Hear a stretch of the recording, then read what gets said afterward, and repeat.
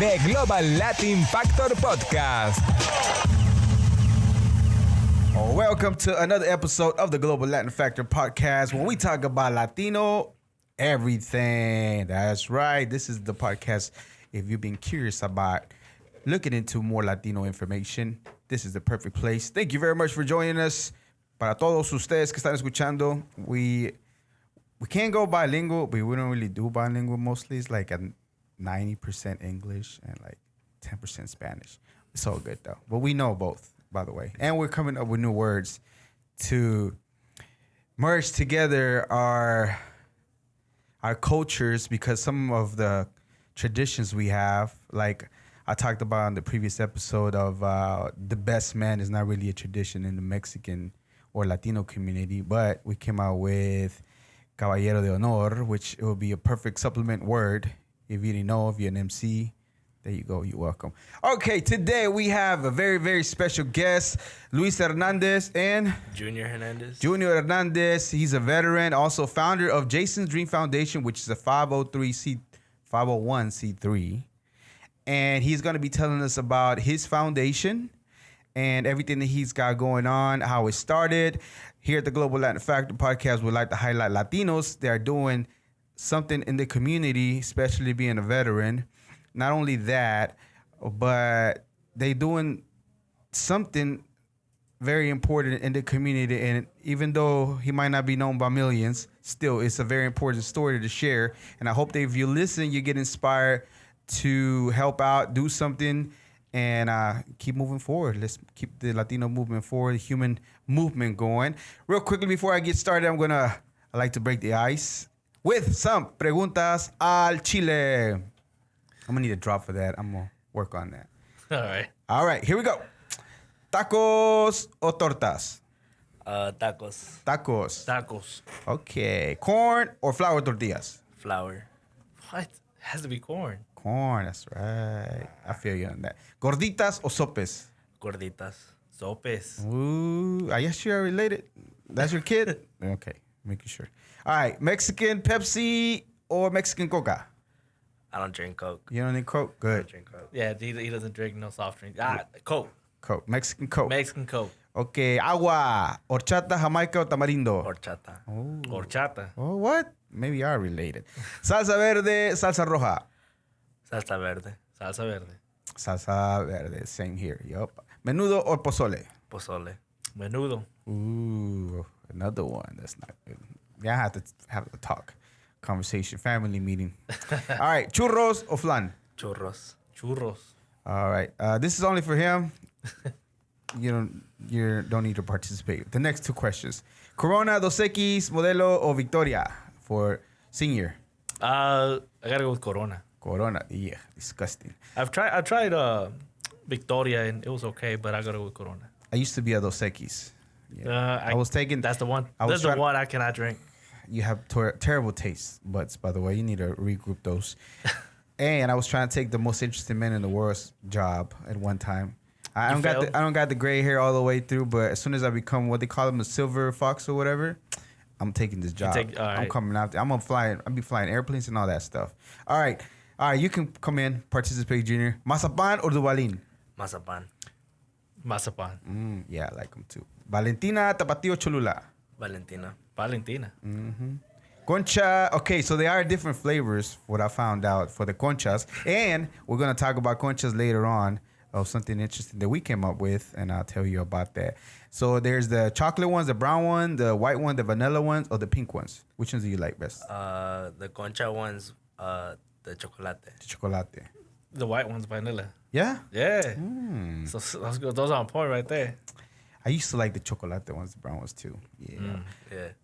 Not for you, Junior, again. Sorry, over 21. Margaritas, you like it with salt or azúcar if you have a margarita? Don't drink margaritas. Okay. Refried beans, borracho beans. You know the difference? Whatever, mostly. Yeah? Just beans, period. That's what I'm talking about. All right. So, I asked you, because you've been interviewed before, and I asked you to come up with 3 questions that they haven't asked you before, but you weren't able to come up with one?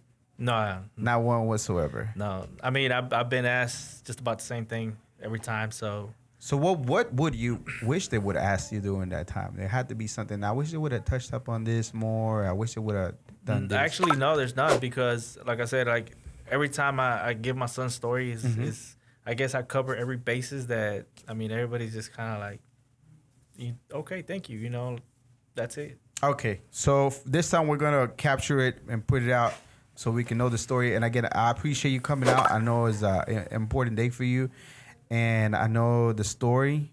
And again, I do appreciate you coming out. I don't mean to put you through this, but I think it's important for us to tell the story so we can keep the dream, Jason's dream, going.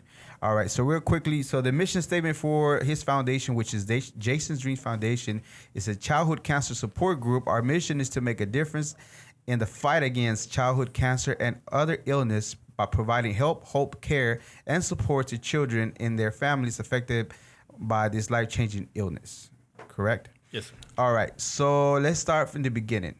If I'm not mistaken, at the tender age of 1.5 years old is when. First of all, let's go the name Jason's Dream Foundation. Tell me about that. Jason, he is my son. He's passed away 10 years ago now, to this year. But we try to keep his legacy alive with the, work we do, helping out the families, local families here in Dallas. We helped out families in Houston, San Antonio, and whoever reaches out to us and say, hey, we need help, we'll definitely look into helping them out as much as we can.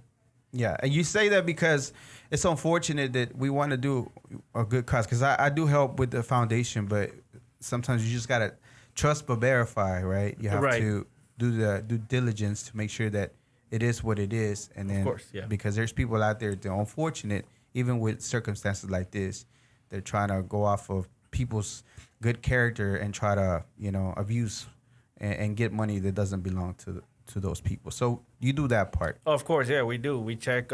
We have a list or a form that we send out to the families, and they have to take it to their caseworkers. Just to verify that they are who they are, and they need the help. There's a lot of families out there that need the help. I've seen it firsthand.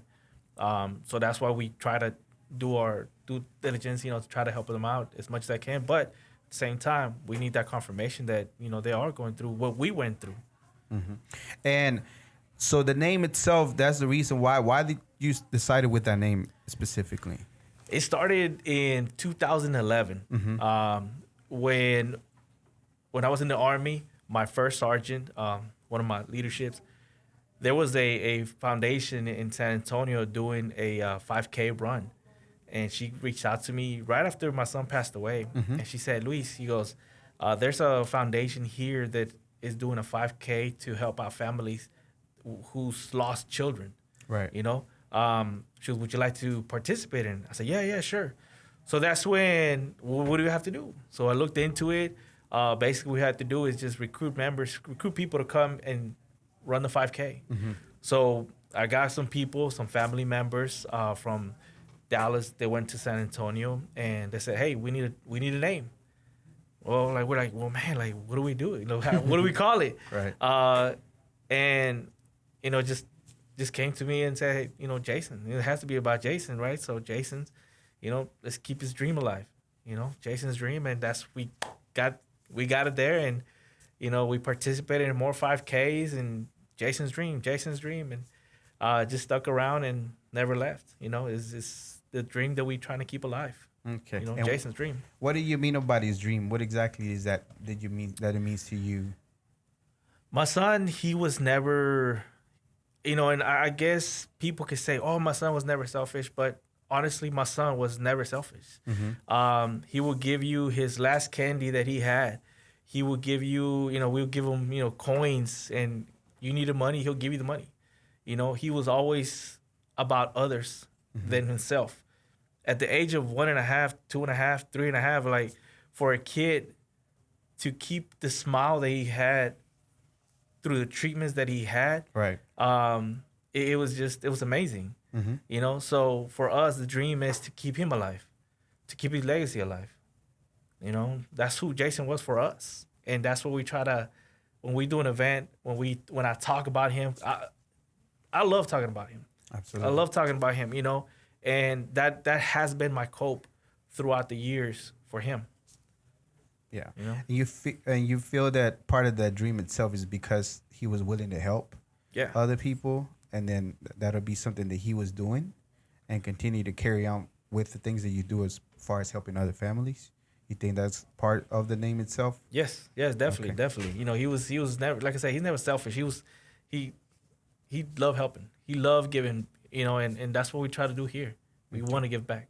We want to keep that dream alive. All right. So at 1.5 years old, but he did had quite a bit of a battle, and I know you used the little fighter also Yes. slogan. So tell me about that, because he did put up a fight until the 3.5, right? So about 2 years. 3 years. 3 years. He fought it for 3 years. Mm-hmm.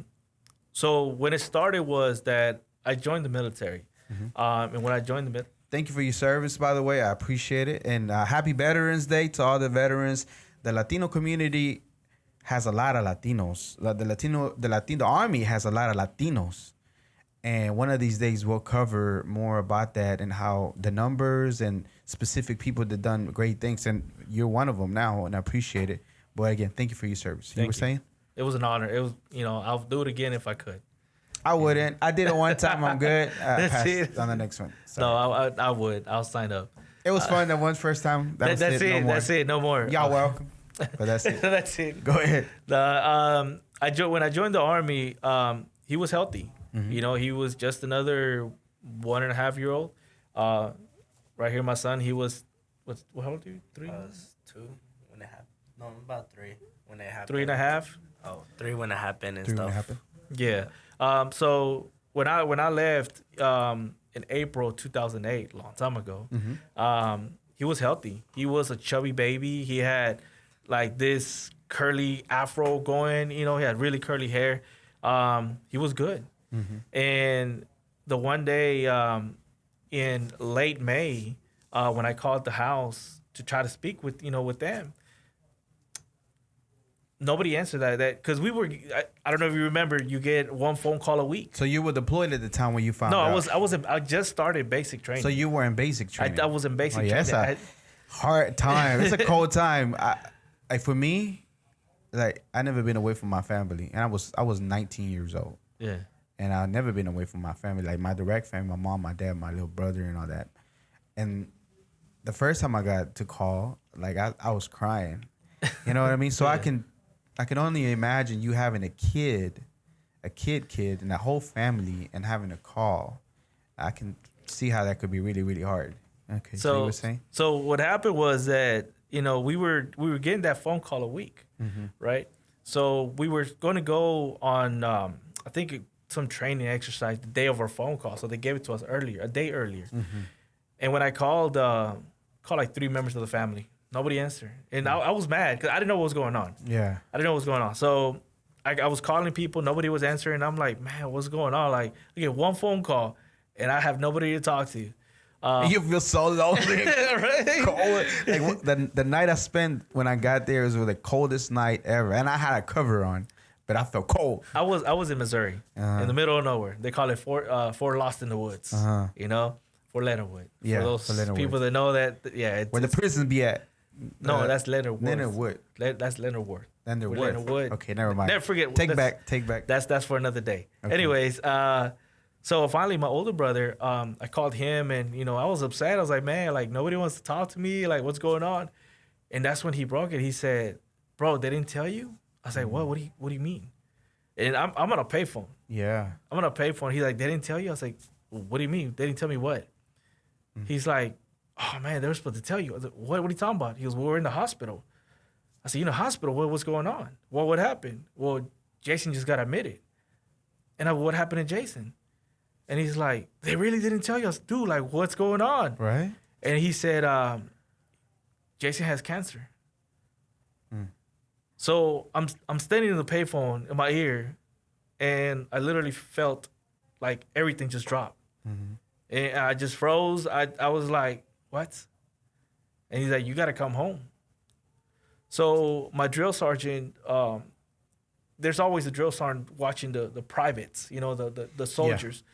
So my platoon sergeant, he was there that night. And I told him, I was like, hey, I got to grab one of my battle buddies. I said, hey, got to go talk to him. So I went over there. I told him, it's like, hey, Sergeant, like, just got these news. And he kind of froze there. And he was one of those guys that was like those hard RB guys. And, you know, when I told him that, he just kind of like shocked. And he said, well, we got to get you home. Unfortunately, it was, you know, the end of the month. It was holidays. So it took me like 2.5 days to get home. When I got home, I went straight from the airport to the hospital. When I got to the hospital, there was nobody in there. You know, they're like, it was just my son. Right. And he was in a crib. And when I seen him, it was definitely not him. It was 2 months since I had seen him. When I left, he was a chubby baby. You know, those babies with the little arms like little Popeye. Well, he wasn't like that anymore. You know, cancer really ate him up. So what they told me that he had, what happened was that he was in a little red tricycle, Junior, and Jason tried to get in the back of it. And they were at my mom's house. And when he went, when Luis, you know, pedaled it, Jason fell back and hit the back of his head. That didn't cause the tumor. I guess like, it woke it up. He wasn't the same anymore. He was sleepy. He didn't want to eat. He was just not right, you know. And that's when they took him in, and you know, after several battles with the doctors and the medical staff, you know, because they were saying, "Oh, hey, you know, he's sick. There's something wrong with him." The medical staff, no, he's good. He's good to go. Finally, when they started doing more scans, that's when they found the tumor. Unfortunately, they didn't want to tell anybody what was going on until I got home. When I got home, that's when they put us in. It was me and his mom were sitting down. Jason was over here in the crib. At this point, Jason could not. He was so weak that he couldn't even lift his head up. That's how bad he was.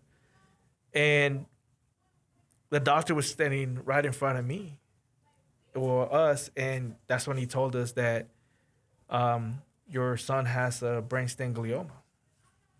What is that?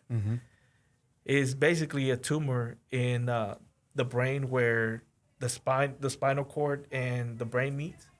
So his tumor was like right in the middle. Unfortunately, there's no cure for that. Not till this day. There's still no cure for that. And that's when I asked them, I was like, what? And I said, how long has he had it for? They didn't know. It was probably like, I think, a size of a little almond. It was just not too big, but it was enough for him to lose his mobility. He couldn't walk. You know, he lost that ability to walk. He could crawl, but he just couldn't walk. I think his left side was not the same. And the doctor told us that we had a few weeks of, you know, for him to live. When they tell you that your son is gonna die and there's nothing you can do about it, like, the world just shuts down for you, you know, for a parent, for, you know, it's because no money in the world can do anything to save your child. And it's horrible. So he gave us the other option, said, hey, you know, well, you could do radiation to the brain, and but you're just buying a couple more months. You know, at this point, we were like, we have to do something for him. Right. And we went ahead and did radiation to the brain. He did 6 weeks of that. After that, I stayed in Dallas for 10 days. Well, you know, they gave me 10-day leave. When I got back, when I was leaving, before I left, this is the thing. This is how my son became, to us, known as the little fighter. Right. And this is how we consider why we consider the kids little fighters. So my son, when I first got there, he couldn't even lift his head up. Right. That's how weak he was. He couldn't lift his head. He couldn't eat. By the time I left, within 9 days, he was already sitting up, eating by himself. So he picked himself up. What happened? I don't know. But he picked himself up and he fought. He really fought. So when I left, when I got back to training, they actually tried to discharge me so I can go back, you know, with my family, with my son. And I said, you know what? Well, I'm already halfway through. I said, let's get this done, and then send me off to wherever I have to go. You know, I already started I'm doing this for my kids. So let's go. So we finished it off. And then the Army, Department of the Army, that's the one thing about the Army is they give you the option about, hey, where do you want to go? You remember that, right? Mm-hmm. And you always go wherever they send you. Why do you have that option? I could pick a bonus or... No, when you first enlist. When you first enlist, yeah, for me. Oh, yeah? It was you can either get a bonus and wherever it sends you or pick where you want to. Those were my options with the recruiter. Oh, okay. When I went. Okay. I know they only went 3 years too. A lot of people did 4 years. I met somebody that did 2 years. So when I went in, it was only 3 years. A bonus, a small bonus, which I thought it was huge, $3,000. Whoa, slow down. After the taxes, only $1,500. And then they would give it to you other ones. And then I didn't get a chance to pick where I was at. So I went into a not so popular place. But anyway, you were saying? But, well, for me, when I was going in, it's like, well, pick 3 places where you want to go, And then I guess... No, they did give me the option. Yeah? But none of the options that I picked. Exactly. No, exactly. And that's what happened. Yeah. Like, spoiler alert for whoever wants to join. Like, yeah, they're going to send you to the needs of the Army. Well, in my case... When they told me, like, where do you want to go? I'm like, ha, ha, ha, funny, Yeah. And they said, I'm serious. Where do you want to go? You're from Dallas. You could either go to Fort Hood. You can either go to Fort Seal. Because those were the closest ones to Shout out to Fort Seal. That's where I went to. I was at Fort Seal. My brother went there, and it was not fun. I'll tell you that. No, it wasn't fun. I know that. I was there. So good thing you didn't go to Fort Hood, though. Anyway, I did trainings over there. But yeah, it was not. Yeah, I wouldn't go back. For me personally, I would. If I had a choice, no. Not to insult nobody that's in the military that isn't Fort Hood, but I'm just saying, y'all have a track record and it's a little ratchet. I'm just saying, and they have a weird. Well, stuff I have on. military. I was military police. Yeah. So I had buddy of those. That worked there. Worked the roads there. Yeah, and it was just something different. Yeah. Something different. But for me, man, they gave me the options. Like, where do you want to go? So I said, well, Fort Sam Houston was, and it still is, like the medical facility for the military. It is. So I said, if they're gonna have the help, it's gonna be there. So I requested that, and after a while, they gave me Fort Sam. Wow. I ended up going there. I remember we took my son. We took them both, right? And with his doctor, his military doctor, we were sitting in his office, and he was looking at my son, right? We were after talking, he was looking at my son, and he was happy. He was playing. Like I said, he couldn't walk, but he was crawling. He was playing with him and smiles and everything, big poofy hair. And I remember his doctor said, he goes, wow. He goes, your son has a ticking time bomb, and he's still acting like nothing. And that's what he had in his head. It was just a tumor that was ready to erupt at any time. I did my research on it, and yeah, there was no fix for it. There was nothing I could do. And looking at the track record for that tumor, he could have gone in a couple months. I've met families to this day that have dealt with this kind of tumor with kids. They don't live long. Not at all. So after the doctor met my son, and we did everything we were supposed to do with him. We left. We came back a few months later, and they started his chemo treatment. For an adult to go through chemo, it's hard. My son, with first round of chemo, he went through it in San Antonio in one of the military hospitals.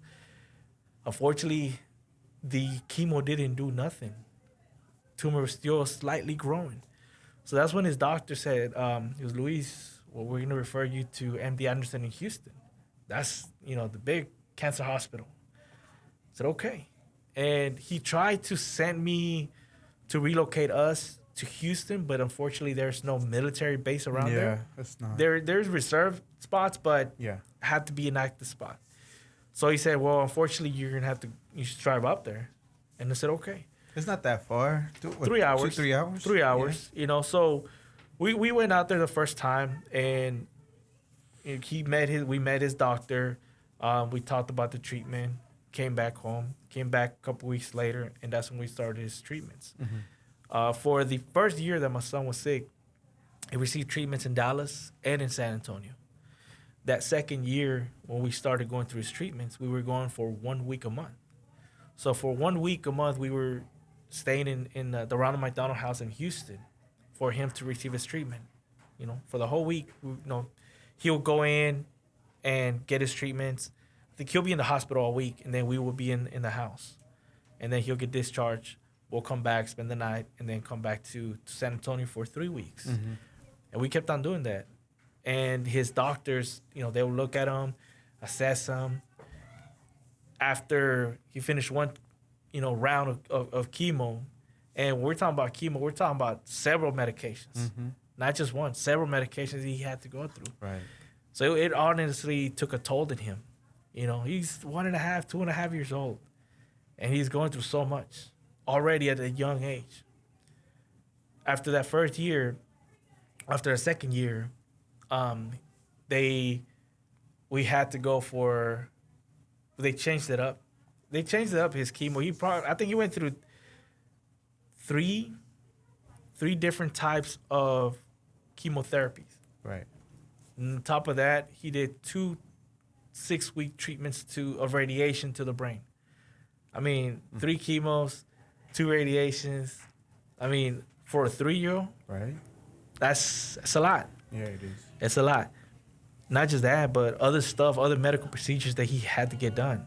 G-tube, feeding tube, and other stuff that really upset me. Let's just say that. It breaks your heart. Seeing a kid in that, man, I can imagine, And let me say this, it's hard for the child to go through that. But also, and a lot of people oversee it, but also the siblings. Yeah. The siblings go through that too. He was there. Junior was there. Every medical appointment we had, or Jason had, he was there. When we had to go to, San Antonio, he was there. When he had to go to Houston, he was there. He was always there. And it's not that we didn't love him as much. It's just his brother needed a little extra help. Yeah, during that time. That's the thing. He's always been a trooper, Luis, because he's been there. He's seen it firsthand. Mm-hmm. And just like his brother, he's still smiling. He knows who his brother was.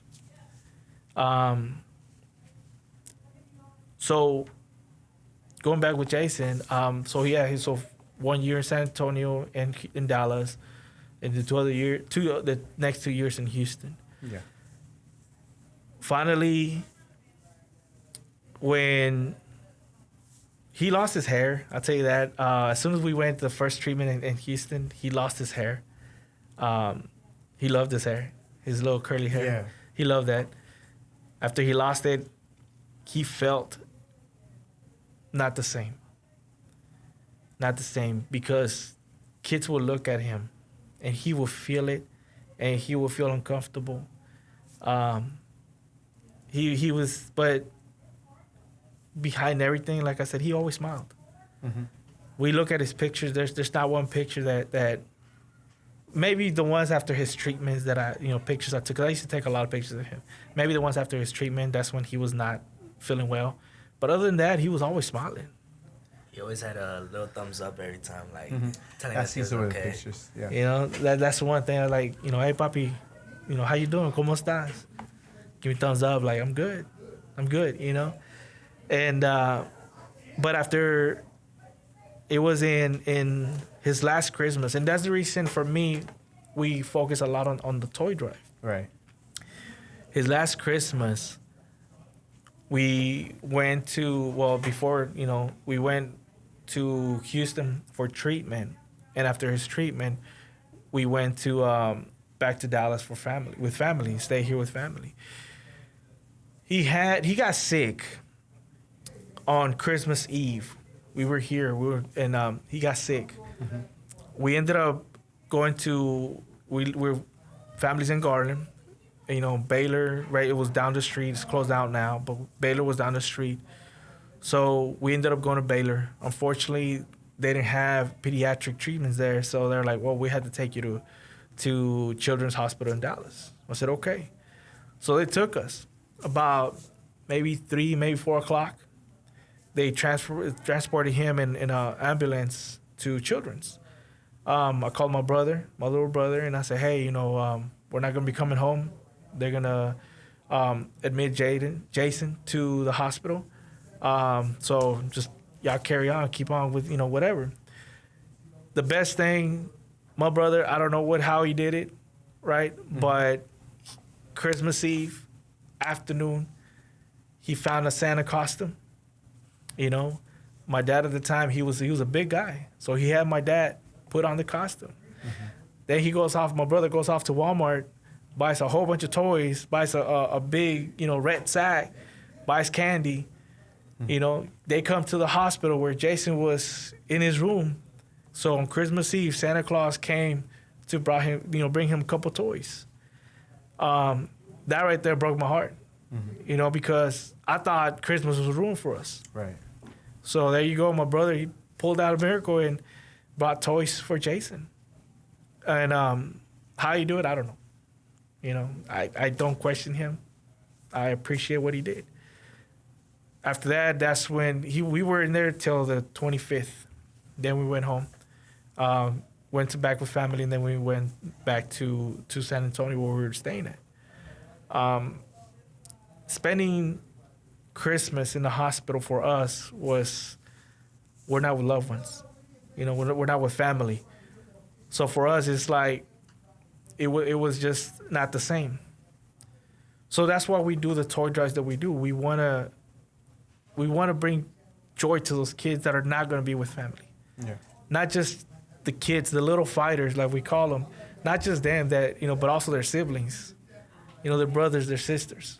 Because like I said, it's not just the child that is going through the treatment. It's also their siblings that have to go through it. Yeah. We want them to feel special too.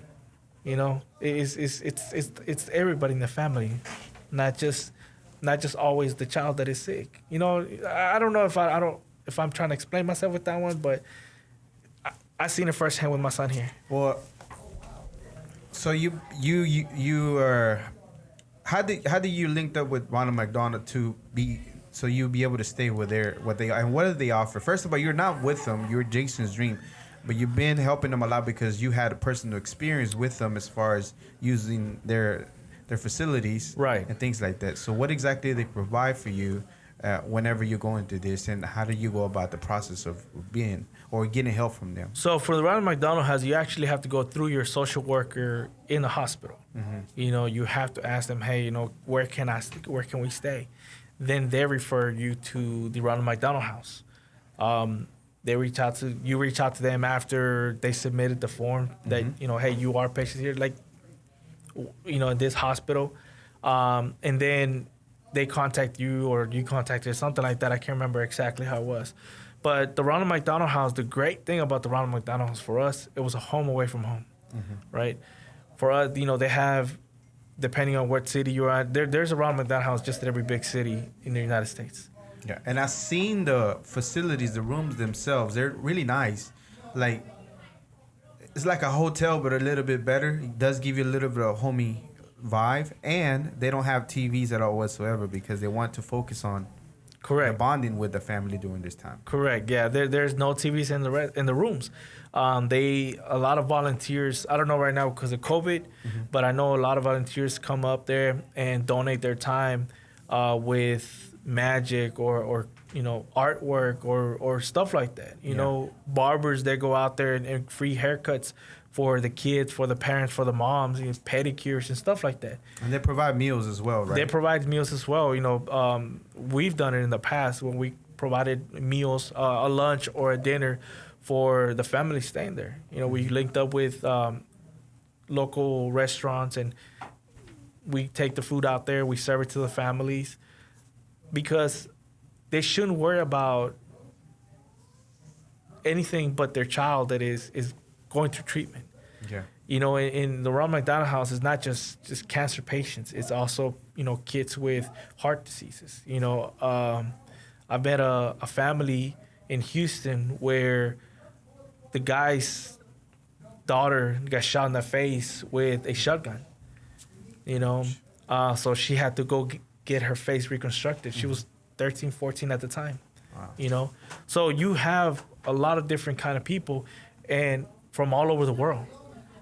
From all over the world. When we were in Houston, we met people from Ecuador, China, other parts of Central America. They will come to Houston because they will receive their treatment for their child there. Yeah. Here in Dallas, the Ronald McDonald House of Dallas does the same thing. Even though we never stayed here in Dallas because we're local, we've been in the shoes like those families have. Yeah. So we try to help out those families so they don't feel like they're not at home. That is their home. So they take away that burden that where am I going to stay, having to pay for a hotel, having to be concerned with trying to find some food. Instead, they're trying to just focus on the time with your kid as you're going through this. Yes. And what I'm thinking that you were trying to say is that even though you got that home part, then you don't have for the holidays, whether we want it or not, the presence is not the most important thing, but it is part of it, right? And it makes it all complete. Yeah. So what I think you're getting is that all those people that volunteer and donate toys, and then you have something, at least it makes it like the feeling that you're at really having holidays. Even though your family's not 100% there, then you get that same, a little bit of that same feeling that you have toys and things that you can open up, especially for a kid being young. I remember it was one of the most exciting. I know it's not what it's supposed to be for, but when you're a little kid, not growing up with a lot of money or whatever, and you get to have a toy and open up and know that Santa Claus really came and dropped you something up, or just being with your family and opening up and just seeing their faces, just whatever you're going through just makes you forget just for a little bit and makes you feel good. Exactly.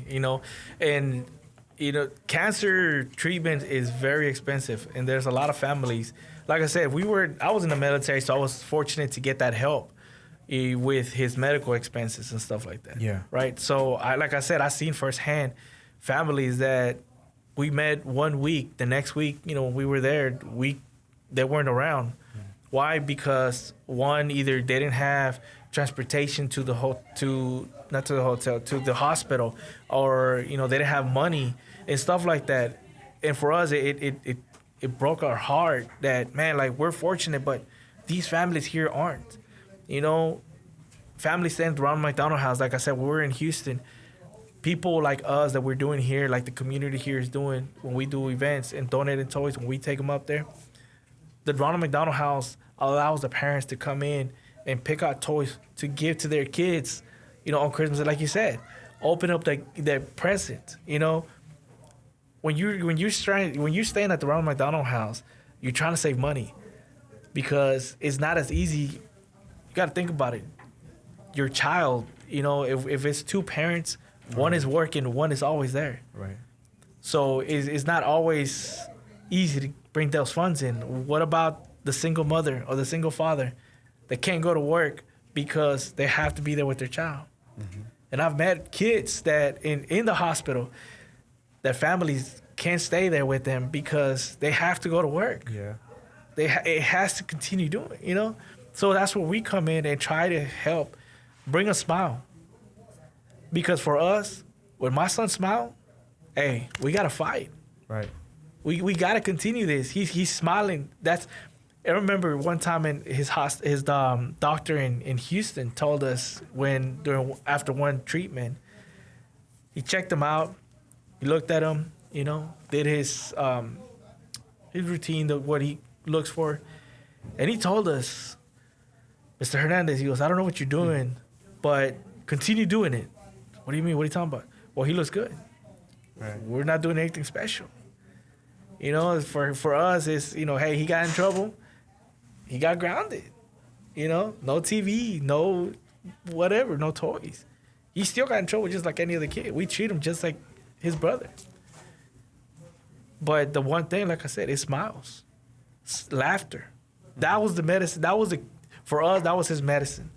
Yeah. There is research and different studies they've done regarding that. Like, if you are sick, it's better to watch funny movies, laugh all the time, a lot of touching and things like that make a big difference, and believing that the cure is gonna happen or you're gonna get well. You know what I mean?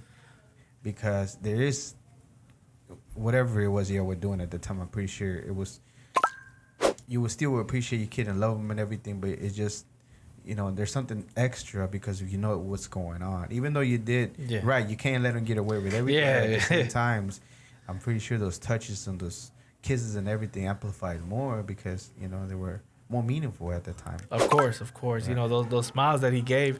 Like I said, you look at his pictures and there's not one that he is not smiling, that he's having fun.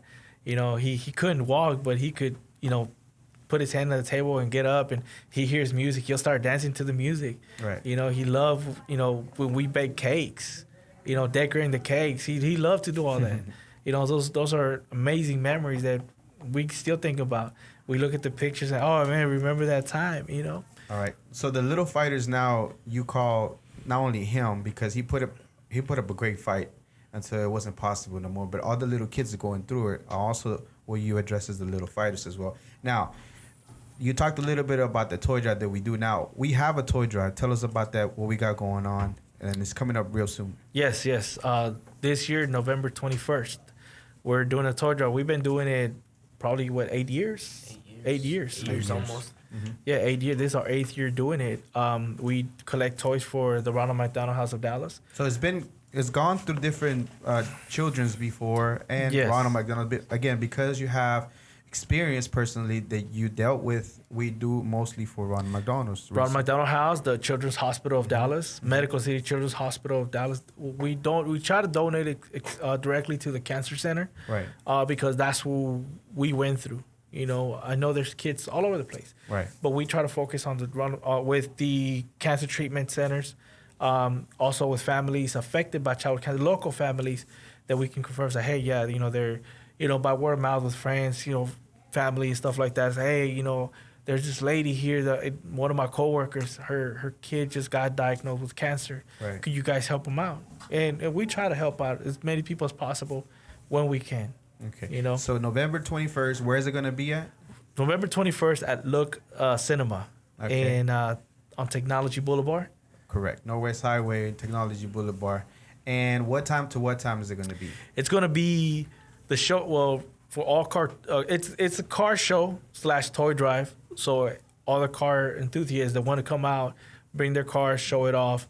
So it's a custom car show. So it's open format to any kind of car that wants to come out, whether you just barely starting building, where you have a classic, whether you have a troca. I can't say the M word. I can't say it, but I won't say that. Emlona truck and things like that. Like whether you have a Mustang club, all kinds of cars. Beetle clubs, all kinds of cars. Motorcycles, bicycles. Kids, they're getting into building cars when they begin to start building little pedal vehicles or lowrider bicycles. Lowrider bicycles right now it's huge here in Dallas. Mm-hmm. I seen that. The last car show we went to close by here in Grand Prairie. Yes. I seen there was a lot more bicycles that I ever seen before. Oh, of course. A lot. Yeah. So we welcome anybody that wants to come out. It is, like I said, it's a car show, but it's really open to anybody that wants to come out. We want to. What does it cost to get into? If you want to participate, if you have a car, what does it cost? The cost is very simple. Bring a toy, bring a new unwrapped toy, or you can do a monetary donation, and you can display your vehicle. We're gonna have food vendors. We're gonna have craft vendors and just vendors, period. Out there. So it's a full day of fun. Yeah, we're gonna have Taco Diction with them puffy tacos. That she was here. Melissa was here on one of my episodes before. So shout out to her. And Los Primos Trucking. Los Primos Trucking. Los Primos Trucking. They helped us last year. And they did great. So we asked them, hey, could you guys help us again? Let's make this bigger and better than the year before. And they've done amazing helping us out. Basically putting this vision alive. Right. And then also the ULA, United Lowrider Association of Dallas. Yes, United Shout out going out to Josie. Yes, the ULA, United Lowrider Association. I was just at a meeting yesterday. Great people. Lowriders, they put a lot of love into those cars. They put a lot of love into those cars. So again, as we mentioned, it's a custom car show with the it's free to the public. Free to the public. So if you have a car you want to enter, because we do give trophies away Yes, for awards. for that your category, because we have different kind of categories. So you have an opportunity. If you're into the car shows, you know how it works. We have awards that we give out. We have the best of show, and we have the most member shows that we're going to have. But anybody else that wants to come out, if you want to bring a toy as a spectator, you don't have to. It's free show. But if you want to bring a toy just to bring a toy, we'll be more than happy to take it. There's not a set amount. It needs to be this amount. Whatever your heart desires, whatever you're able to do, then you can. Same thing for the cars. If you want to do a donation, if you want to bring some toy, unwrap new toy, whatever you're able to do, bring it, and then we'll go ahead and take care of it. So what is all going to play out during this time? So the setup is between what time to what time? The setup, if you're gonna set up, you take your vehicle. We'll be there as early as 8:00 in the morning. And the show starts at 12. Mm-hmm. So if you want to say, hey, I want to take my vehicle, can't be there that early, we'll be doing registrations all the way till 2 p.m. And I think the show is going to be over by maybe 4:30, 5 o'clock. 5 o'clock mostly is the time. And what else are we going to have during that time? We're going to this is the cool thing. We're going to have we are the only ones that have done the concha eating contest. Yes. What? So I don't know if anybody else can take credit for it, but as far as we know, we seen hot dog eating contest, and we've done that before. Yes. Jalapeno eating contest, we've seen that before. But because it's kind of colder, it's during the winter time, fall, then we decided to do a concha eating contest. Concha eating contest, yeah. And it's gotten pretty good. Yeah. We have prizes for first, second, and third prize. It's going to be a $100 gift card, $75 gift card, and $50 gift card. And all those funds that we're providing is all based on the people that are doing it. Nothing that the foundation money doesn't get touched. It's all individual contribution. So that's coming out of our pocket to the winners of the concha eating contest. Yes. And the conchas are provided by who? La mejor panadería guatemalteca over here out of Garland. They got some great pupusas too. There's one in Addison, I believe. I think they're called the same. Yes, this is family owned. Yeah, great people. Yes. Yeah, they're providing the conchas. Yes. And it's the thing is we only have a limited amount of spots. So whoever says conchas, I got this. Okay. Yeah. Come out.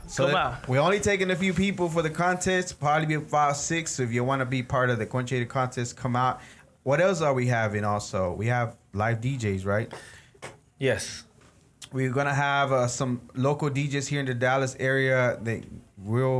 They stay busy. They do a lot of work individually, private gigs. So we have DJ Baby Buddha, DJ Cream, DJ Junior, DJ Scorpion, DJ Flair, and I can't tell DJ Cruz and DJ C Rice, Empire DJ. Shout out to them.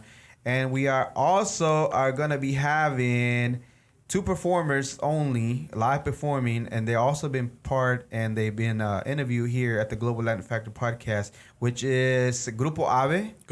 They're young kids, 14, 15, 16 years old, and they're doing their thing. They're going to be performing live, and we also have a veteran hip hop guy here in the Dallas area that's really good, which is he's also interviewed here before. All his episodes are out if you want to check him out. It's Kilo Artifact. It's a hip hop Chilean gentleman, but he represents here Dallas, Texas, and he's really good too. And he's gonna be putting up a show.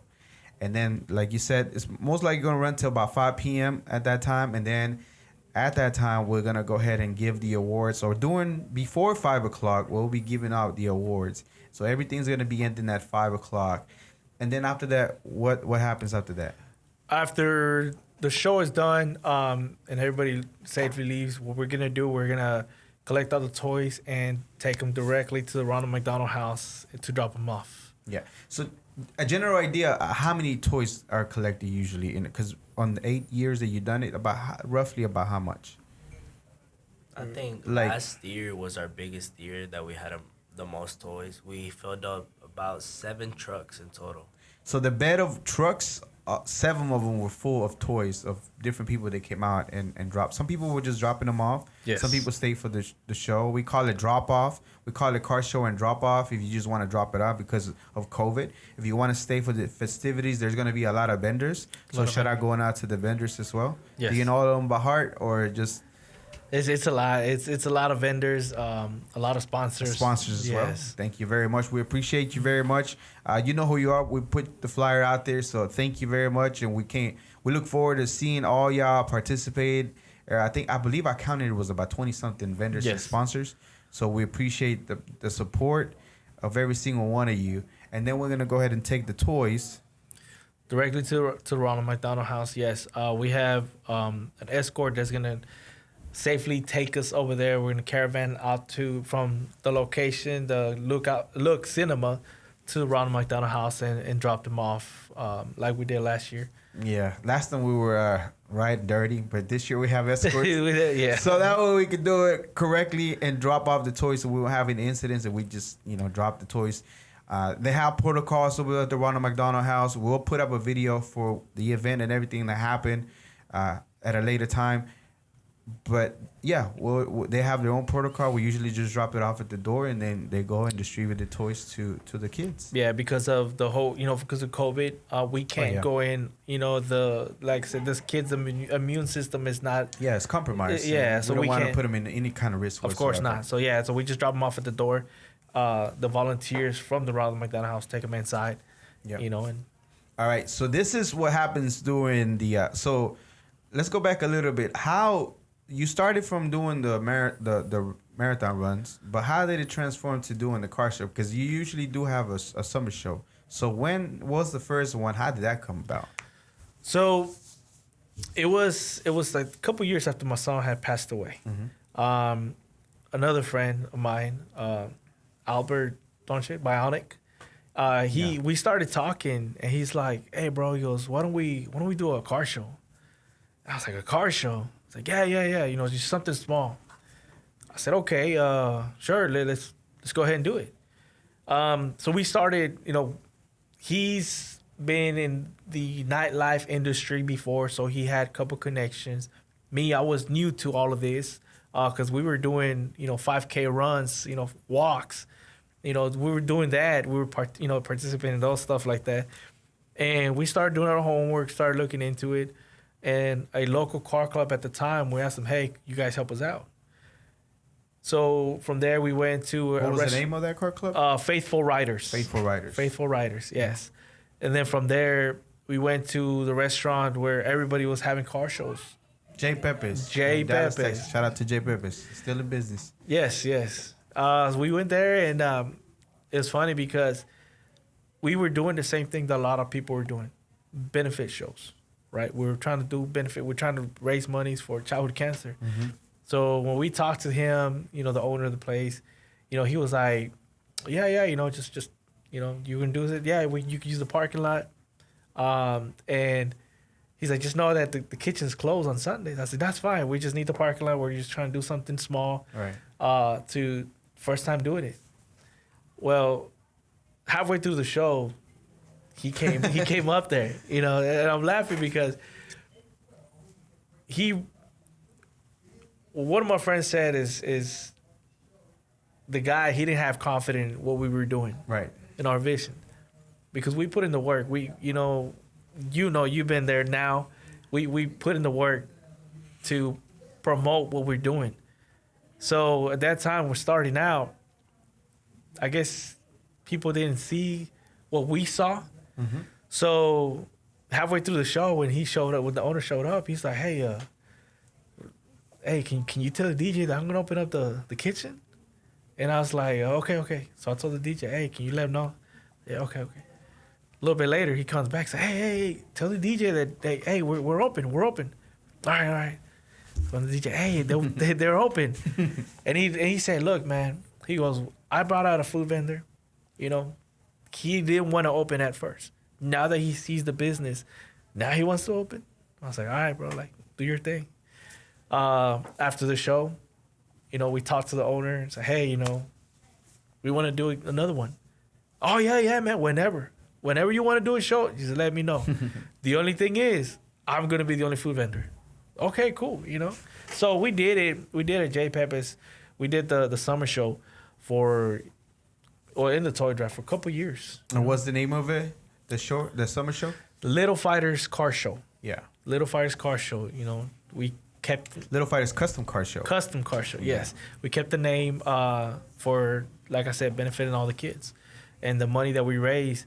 At that time when we weren't a nonprofit, we were donating everything to the Ronald McDonald House. At that time, now after we became a nonprofit, the funds were going to the foundation. Yeah. So explain to the people, how is it that you became, and how does it run? Because there's another company that helps with this at this time. Yes. So we're under the umbrella of Charity Smith. Mm-hmm. They're based out of California. So they're basically our parent foundation. So we're using their what do you call that? Resources, knowledge, Everything. As far as, because for us, we're not a big foundation where we have thousands of dollars coming in. Yet. Mm-hmm. It's me, my son, you, and other people that help us out, that we try to do what we can on a daily basis to bring in the funds. So right now, yes, we're not a big foundation that is has a lot of money coming in. So it's we a need learning the help. process. Oh yeah, at this moment of time, because at one time it was nothing. Nothing. Then learning through and trying to figure it out, you came out with them. They were able to partner up, and now you're doing this. Yes. Eventually, the ultimate goal for me, I imagine, would be to be solo, independent, and bigger, with bigger sponsors at one time or another. Oh yes, definitely. That's definitely the goal. We're learning every day. Every day is something new, and we stay busy with the foundation, with work, with school activities. And so it's a lot on our plate. Yeah, and you also do other stuff, which I'm pretty sure it's gonna be after the show airs, and we'll put it out. But you also do, you still do walks, and you still do dodgeball. Yes. We were trying to step out of our comfort zone of the car shows, right? Because with the car show, we've done plenty of those. So we wanted to do different things, right? So I was thinking, what is there out there? What else can we do? And it came to mind okay, basketball tournament, baseball tournament, and I was looking into doing some kind of baseball tournament, for the youth and adults, and I was like, okay. And while looking through the web, I was like, Dallas Dodgeball League. What is that? What is that? People look at dodgeball. It's like, oh yeah, that movie. Yep. Yeah. That's the only thing I think about. Go back to school when we used to play in middle school, and then dodgeball and the movie. Yeah, so I was like, okay, dodgeball.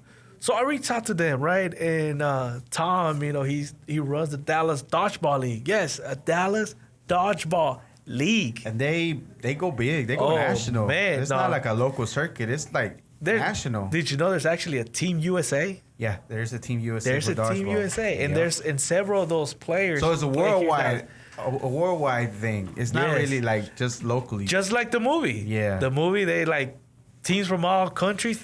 They didn't do it justice because it was a funny thing. Yes. And it's not like that. There's serious competition. Them dudes do some stuff. Bro, the way they throw the ball, man. You look at the ball, you grab the ball, you're like, oh, this don't hurt. It hurts. It's not that it hurts. It's not that it hurts. It's just the fact that it's in your face, and then you fall to the floor without wanting to, without hitting you hard. Because I played terrible. Jam my finger the first throw. The first attempt to catch the ball, the first one to jam my finger. So I'm already at commission, and then just try to throw the ball itself. And then the fact, again, it's not that it hurts. It's just the fact that it stings. It stings. And if you don't pay attention, then if it hits you in your face, then I fell down just for the motion of it. It's weird. But anyways, we're having an event. We're having an event, yes. The Dallas Dodgeball League, they're having their annual big event. They're having teams from all over the country coming out to Dallas to play in this tournament. And Tom reached out to me. He said, "Hey, Luis," he said, "would you like to put a team together?" They need some target practice. Y'all want to come out Right. and get target practice? You know, for the this ones? is our maybe Third fourth. time. No, I think like fourth tournament that we participate in, because we done beach dodgeball. Beach dodgeball. That was. Oof. Invite me to that one next time. Why you always have to be hardwood, bro? It's Come on. we've done the hardwood, tournaments, and always every time they allow me to bring in a team, I always I don't try to go for the pros. I was like, I try to look for, hey, Crispin, would you like to play some dodgeball? What are you doing Saturday? What are you doing Saturday? Have you you want ever to play played dodgeball? Like, yeah, back in grade school, Middle school? Yeah, So I try to bring, people out like that. Like, hey, let's go have some fun. Just like the car shows, it's not just for car people, it's for everybody, right? Yeah, Because I want them to absolutely. see that, hey, this is what we're doing for the kids. Now with dodgeball, it's a different world. Yeah. It's a huge world, right? You know what I'm thinking of the next one that I know will do good? What? I know somebody already does a taco thing, but I'm thinking a taco. Because I know you were talking about doing barbecue or even a vegan one for me. Yeah, I try to do it's a lot of moving pieces that you have to get in the right spot. I try to do a barbecue cook off. It didn't work, did it? No, it's like I said, it's a lot more to it, and it's something new that I've never done, right? So I wanna do more homework for us to start doing it. I think a taco one would be pretty good, or even a vegan one with the community. I know y'all not into that, but I can assure you. Vegans? Really? But I can assure you. Well, honestly, it goes hand in hand with food and eating the right thing when you're trying to recover from illnesses. You know what I mean? So Yeah. I'm just saying. Just it. Maybe taco. We could do a taco one. Vegan. Yeah. So the summer show, unfortunately, this last year because of COVID, wasn't able to do. However, the shows have been getting bigger for the most part. What is the most cars that have you done so far that you can recall? I think like 375, almost 400 vehicles. Almost 400 vehicles. Almost 400 vehicles register, and they do pay a registration fee. Same thing, almost like the toy drive, except this time they do a monetary donation or an amount. Same setup, and then we have a custom, meaning any open format for any kind of car, bike, anything like that. Low, dropped, lifted, you name it. Most likely you'll see it at the show. And that's one of the things that I liked about our show, the summer show, is, or even the toy drive, is the fact that there's no other show like it, for the simple fact that you can find a little bit of everything. We had some expensive, what was it, BMW type of weird car. I don't even know what model it is that was there. Yeah. We had some real drop trucks. We had a whole club of Mustangs at one time. We have some old classic cars that like freaking beautiful. We have lowriders. We had one time we had this gentleman. It was an orange vehicle, and I say vehicle because he made it his own. He made it his own. He had a vision and he created it. And that's the type of cars that you'll see on this type of shows that we put together, which mostly is like the biggest show that we have. Again, what we have has been failures for the barbecue and getting hit with a dodgeball. But hey, the dodgeball is getting there. Okay, You don't it's play. getting there. I play personally. He don't play. But The dodgeball is getting there. No, Hey, but what I'm saying is that you say that, but you let me don't say, play. No, but let me say. Tell me why he don't play. Hold Tell me on, why hold he on. sends us Hold to on. play. No, he's team captain. That's why he has to sit out. no, but see, He's a manager, water boy. I'm a disabled vet. How about that? You a manager, sir? You need to get us water towels. But see, this is the thing, though. This is the thing. We have Need water squirted. Well, see, we have the male team, and then we also have a female team. Right. So I mean, them females, they're go-getters. I'll tell you that. They have high spirits. I was just talking to the team captain yesterday. And I'm like, you know what? I think this is the best squad we've had in a while or ever. He just told me that they practice, and I have so happen to be. I'm just gonna be up there just getting beat up because I didn't practice. Hey, it's okay. You're an athlete, though, right? Yeah, athlete. Yeah. I retired soccer after high school. How many years ago was that? many years moons ago. Many moons ago. So yeah, okay. So we're gonna go ahead and wrap it up here. Anything else that you want to say? As far as anything for the show, any people that's been part of the shows previously before and things like that. I just want to say thanks to everybody for support, not just for the car shows, but the whole foundation. For my son, he didn't have any friends other than his brother and his dog, Pancho. It was a little it is a little white Chihuahua that we still have. Mm-hmm. But when he passed away, he filled a chapel in San Antonio with strangers. When we had a service here in Garland, he filled the chapel of strangers to him. I've shared his stories. I share his, my social media is full of my kids. Especially my son's Facebook page is full of his, journeys. And people that followed me on social media, they, after my son passed away, this chapel is pretty big. And for a 4-year-old to fill it was amazing. To me, it was amazing. They still support us, So thank you to everybody that supported my son, because this is his foundation. It's not mine. It's his. So thank you to everybody that supported him. From past to current to every future people that want to support and want to know more information. So where can you contact? Where can you get a hold of you or the foundation itself, or find more information about it?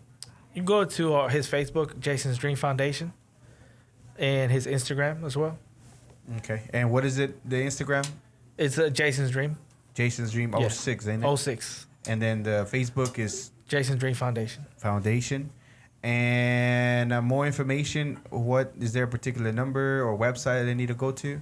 You call me, 469-358-3248. My phone's always on me, so.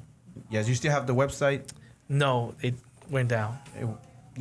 We'll get that running soon. Yes. But there's more information if you want to visit the parent company. What is it? Is CharitySmith.com. Just look / Jason's Dream Foundation. Dream. Yes. And you'll be able to find all the information. There is a button for you to donate if you wanted to donate. Again, what's the website? CharitySmith.com. CharitySmith.com. Okay. And then, again, if you type in the Jason's Dream Foundation, you'll be able to find it. Yes. So that way you can get more information.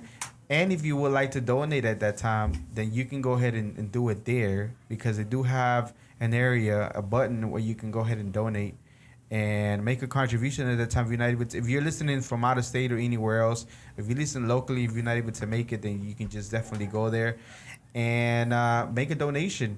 We're making a difference here locally. There's been people that will be able to help locally. Okay, how would I say that? I was going to say locally. Fortunately, we're able to go ahead and now, because you do it separate, to be able to help not only the Ronald McDonald, but locally, somebody that needs help, that's going through some stuff, because personally, what they goes to. Feel free to reach out.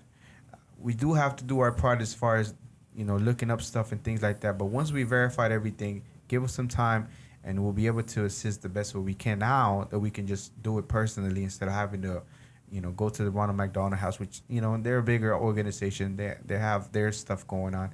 But at the same time, now we can literally touch the people in the community.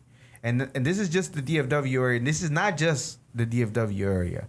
I mean, this can be anywhere in the world, because it is becoming a global market, a global world. We're all connected, especially with the internet. But once we're able to verify a few things, feel free to reach out, so that way we can go ahead and assist as best as possible. Sometimes, I don't know, I never been through any, but I know the people that don't have the funds, I'm pretty sure any little bit would help. Any little bit would help. Of course. Especially going through things like that financially and having to work, then, a couple of $100 could help. So, again, feel free to reach out to the foundation, Luis, or go to the Facebook.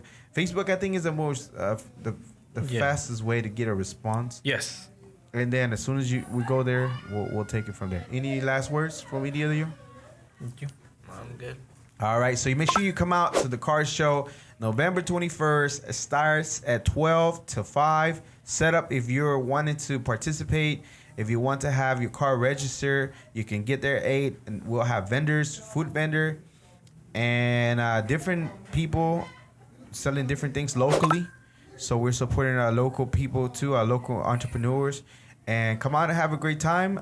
We haven't checked the weather, but hopefully, have you checked the weather? No, I haven't. I don't like checking it because then I start freaking out. I was like, oh my God, So, it's gonna rain. Irrelevant to the weather is Rain or shine will be there. rain or shine, the show will go on. Yes. That's why we call it a drop off. So if so happen to be that something happens, we just drop off the toys. Eventually, the mission's gonna be completed, which is to donate the toys to the Ronald McDonald. So a family that's going through things like this can have a toy or something to give their kids during this time that is a million things going on to think about, and that's one less thing that they have to be concerned about, and they know that they'll have something, and that's something special, I think, at least for the holidays, and to just minimum alleviate and take their mind off of this, and just continue, fighting the good fight, and continue being great little fighters. Yes, sir. All right, anything more? No, sir. That's it. All right, well, this was the Global Latin Factor podcast. We appreciate you again. Thank you for joining. And remember, we are just like you. We are the spice in this global melting pot that it is the world. Until next time.